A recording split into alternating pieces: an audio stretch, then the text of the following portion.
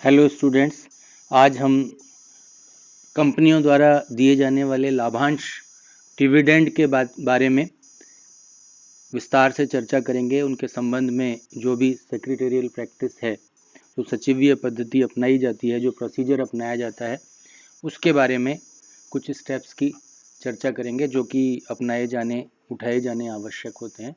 तो आइए लाभांश को समझते हैं। लाभांश क्या है? बेसिकली अगर हम इस शब्द को ही समझें तो लाभ प्लस अंश, प्रत्येक अंश के अनुपात में दिया जाने वाला लाभ का अंश लाभांश कहलाता है, जिसको हम डिविडेंड के नाम से जानते हैं। हम सभी जानते हैं कि जो भी निवेशक अंश क्रय करते हैं, बाजार से खरीदते हैं या किसी आईपीओ के जरिए अंश प्राप्त करते हैं किसी कंपनी का, उसके अच्छे बाजार मूल्य के साथ साथ उस पर अच्छे लाभांश की भी उम्मीद करता है, और कंपनी में होने वाले जो लाभ होते हैं उसको प्रतिवर्ष अंशों के अनुपात में अंशधारियों को बांटता है। तो अंशधारियों को उनके अंशों के अनुपात में मिलने वाले अंश को लाभांश कहते हैं। तो अगर हम साधारण शब्दों में बात करें तो शुद्ध लाभों का वह हिस्सा जिसे कंपनी के अंशधारियों में बांटने के लिए तय किया गया है, निर्धारित किया गया है, वो लाभांश कहलाता है। कंपनी अधिनियम में बहुत छोटी सी सीधी सी एक बात कही गई है। कंपनी अधिनियम 2013 में लिखा है कि लाभांश में अंतरिम लाभांश भी सम्मिलित है। इंटरिम डिविडेंड जो होता है, जो साल में कभी भी अनाउंस किया जाता है, वो अंतरिम लाभांश भी शामिल किया है। और इसी प्रकार से सुप्रीम कोर्ट ऑफ इंडिया ने लिखा है कि लाभांश कंपनी के लाभों का वह भाग है जो कंपनी द्वारा अंशधारियों में वितरित करने के लिए निर्धारित और घोषित कर दिया गया है।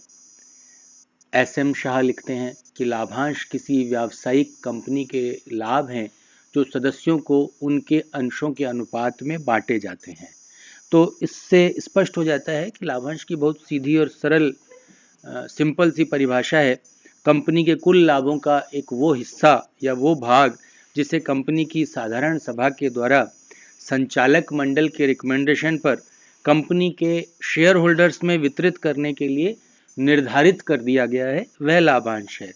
और कंपनी अधिनियम 2013 कहता है कि इसमें अंतरिम लाभांश भी सम्मिलित है, जो संचालक मंडल के द्वारा वित्तीय वर्ष के दौरान एक या एक से ज़्यादा बार अनाउंस किया जाता है, वो अंतरिम लाभांश कहा जाता है।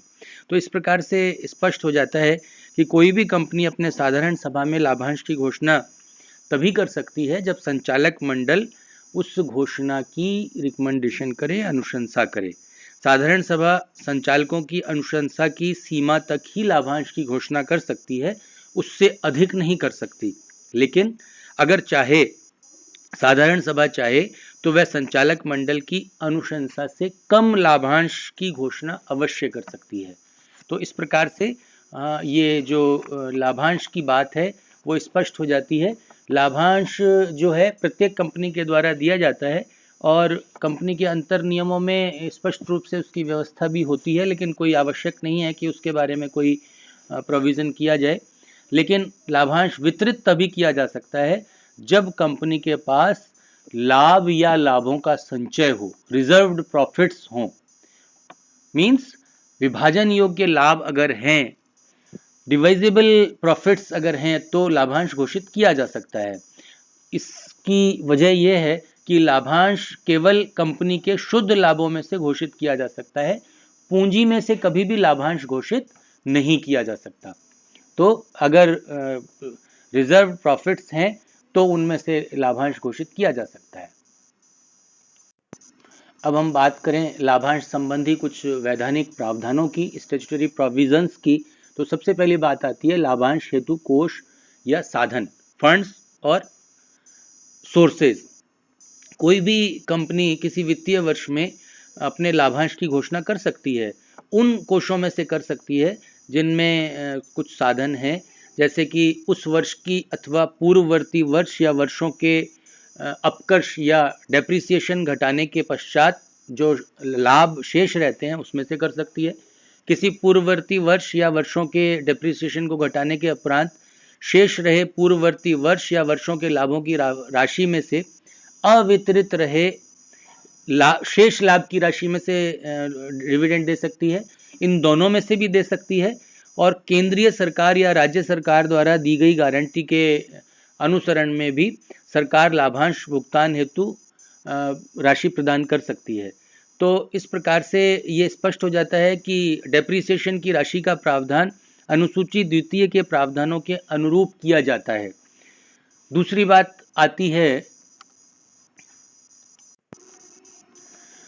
बात आती है लाभांश की घोषणा से पूर्व कुछ ध्यान दिए जाने वाले योग्य बातों की। तो उसमें स्पष्ट है कि कुछ बातों को ध्यान में रखना बहुत आवश्यक है, जिसमें सबसे पहली बात है कि स्वेच्छा से संचय कोष में अंतरण होना चाहिए। कोई भी कंपनी किसी भी वित्तीय वर्ष में लाभांश की घोषणा से पूर्व उस वित्तीय वर्ष के लाभों में से लाभों का जितना भी प्रतिशत उचित समझे कंपनी के संचय कोष में ट्रांसफर कर सकती है, अंतरित कर सकती है।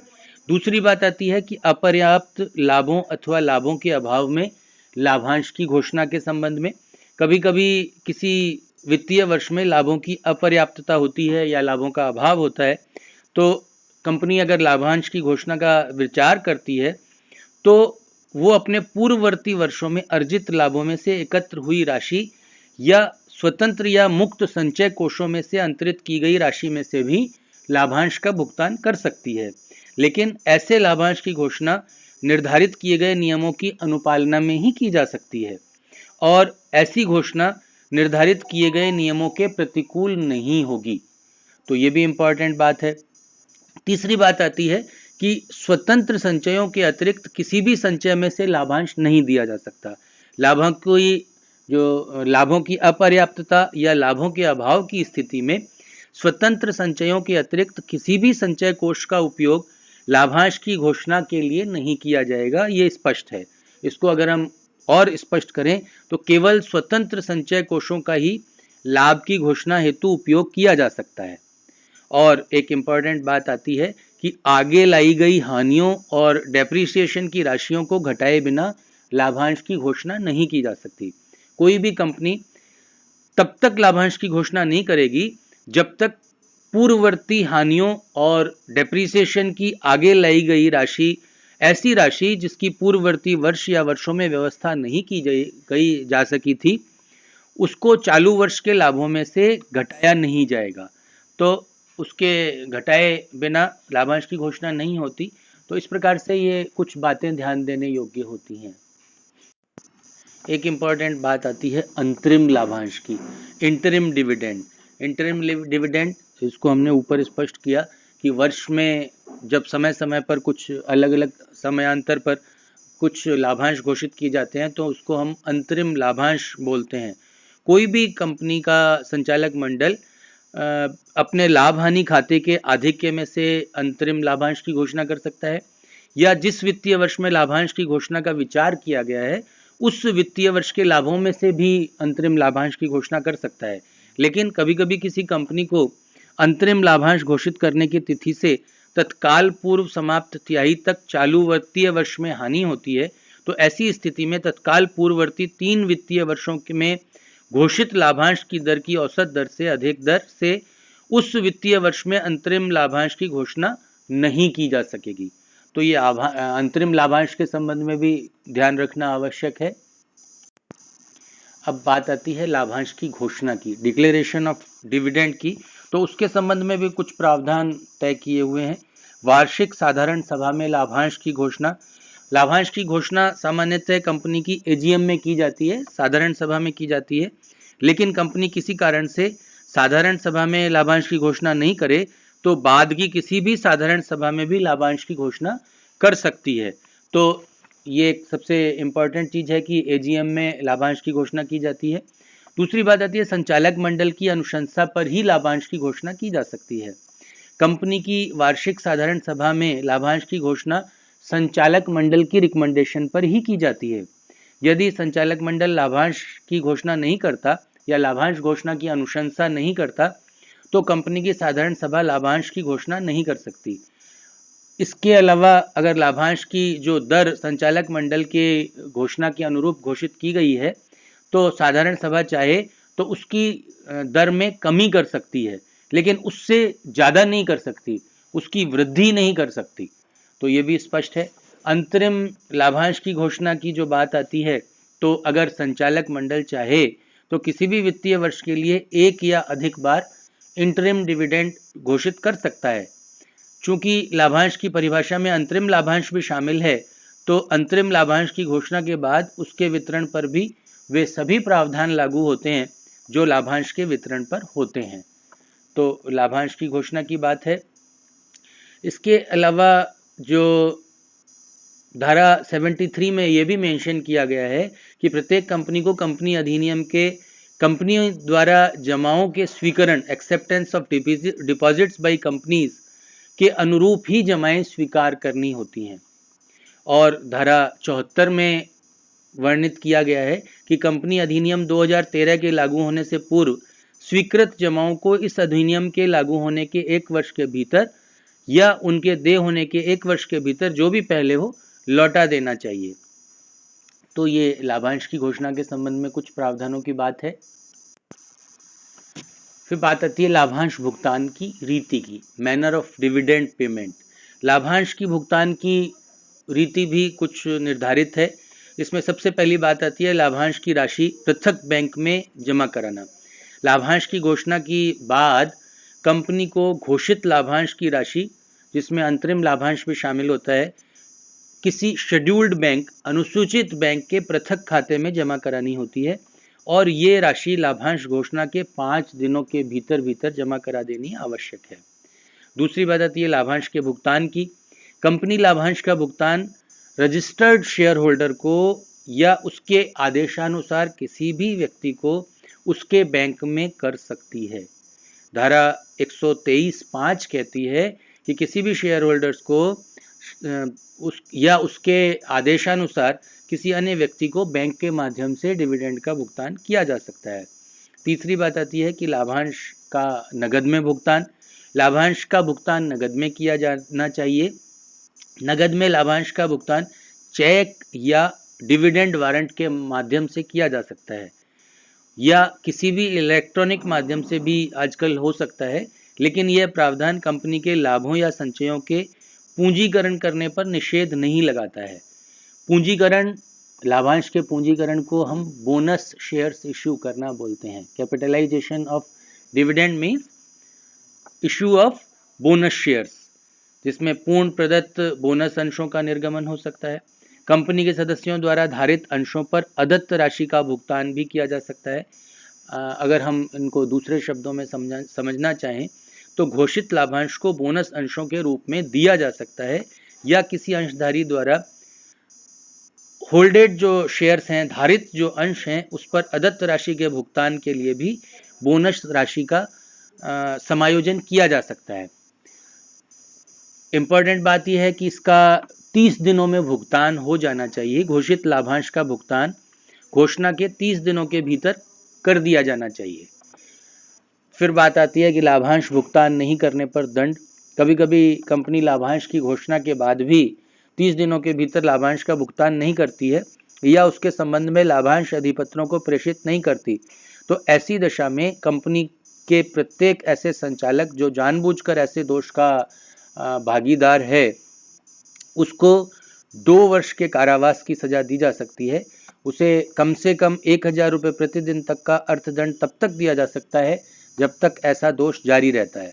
इसके अलावा कंपनी के ऊपर भी 18% प्रतिवर्ष की दर से उस अवधि के लिए साधारण ब्याज का भुगतान करने के लिए लायबल किया जा सकता है, उत्तरदायी ठहराया जा सकता है जब तक कि ऐसा दोष जारी रहता है।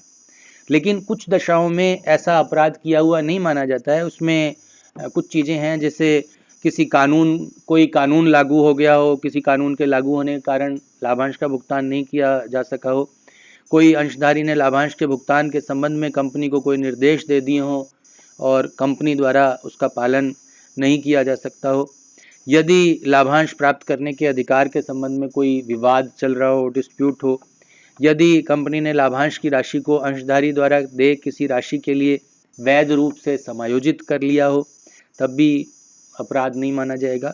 और या फिर यदि इस धारा द्वारा निर्धारित अवधि के अंदर लाभांश का भुगतान करने या लाभांश अधिपत्र भेजने में कंपनी ने कोई त्रुटि नहीं की हो, तो इनमें दंडित नहीं किया जा सकता।